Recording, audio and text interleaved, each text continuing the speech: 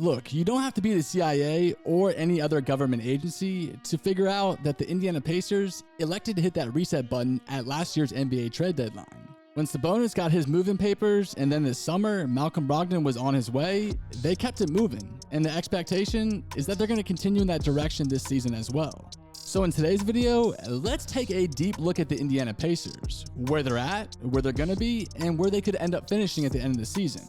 But before we get into the video, if you guys like today's video, go ahead and smash that like button and subscribe to the channel, because it allows me to get Pacers content to you way quicker.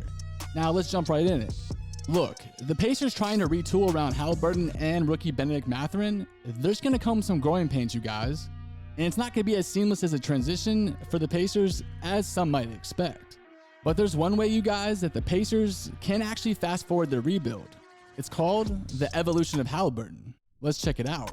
This is going to be Haliburton's third season in the league, and that's typically the year when stars begin to blossom. So if Haliburton is going to be the player that the Pacers thought he had the potential to be when they traded for him, he's going to have somewhat of a breakout season this year. In 26 games with the Pacers last year, my man Hallie, he averaged 17 points, 10 dimes, and 4 boards on 50% shooting from the field with a cool 42% from 3. And if he wants to be that franchise player that the Pacers need him to be, he has to be expected to play consistently. That's on the offensive and defensive side of the ball, likely with taking a slightly bigger role as well this season. The question is, can my man Tyrese do it? Let me know in the comment section right now. Go down there right now and let me know what you think Haliburton is capable of this upcoming season. Now, let's take a look at some other moves that the Pacers could potentially make this upcoming year. Now, more than likely, these moves are going to come at the NBA trade deadline. And there's two primary players that the team will likely be moving throughout the first couple of months of the season. You guessed it, Buddy Hield and Miles Turner. Now, Hield and Turner are two players that may or may not fit in the new timeline that the Pacers are setting before themselves, around Haliburton and Mathurin. There's also two players that could gain some traction on the trade market, depending if they're able to make a deal. Turner is on an expiring contract, and Hield, well, he has 1 year remaining beyond this season. In all honesty, the hope is that the Pacers can make some strides this season with their young players taking a much bigger role, i.e. Chris Duarte. And they might be able to part ways with Buddy Hield and Miles Turner a lot quicker. But I'm going to put it point blank.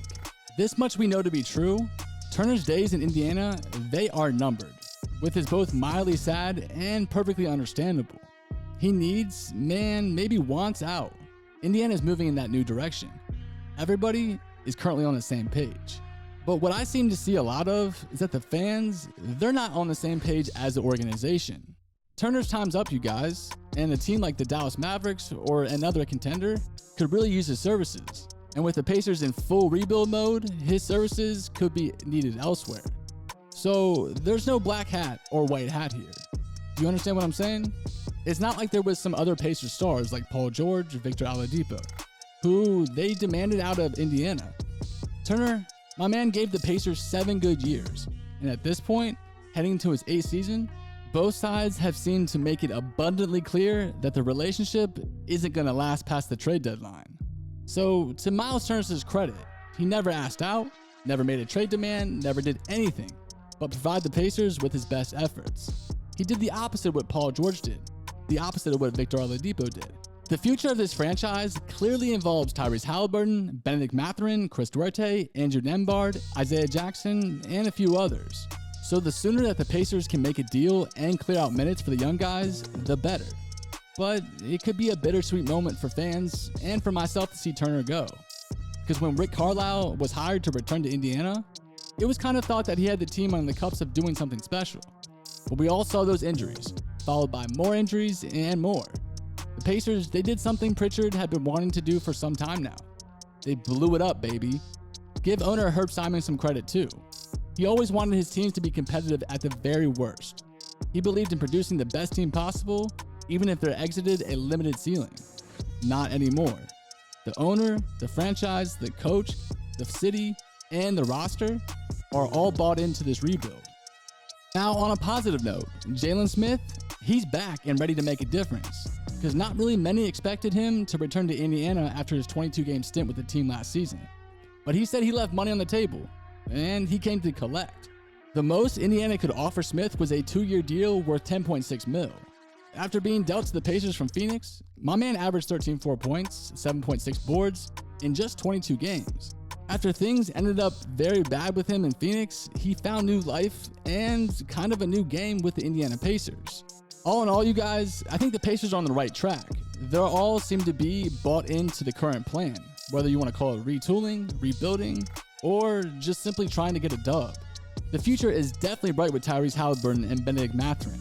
I mean, my guy said he wants to play LeBron James, and he would beat him. I like that kid's confidence. So that leads me to today's question. Do you guys think that the Indiana Pacers have made the right decision to move on from Miles Turner? Also, what do you think about the fit with Buddy Hield and the current Pacers roster? Me, I think that it could work out. His veteran leadership would be great for this young squad.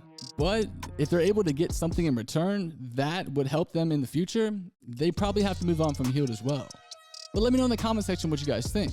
And tomorrow, we'll be back better than ever with some more Indiana Pacers basketball. And like always, Pacers fans, I'll save y'all a seat, baby. Peace.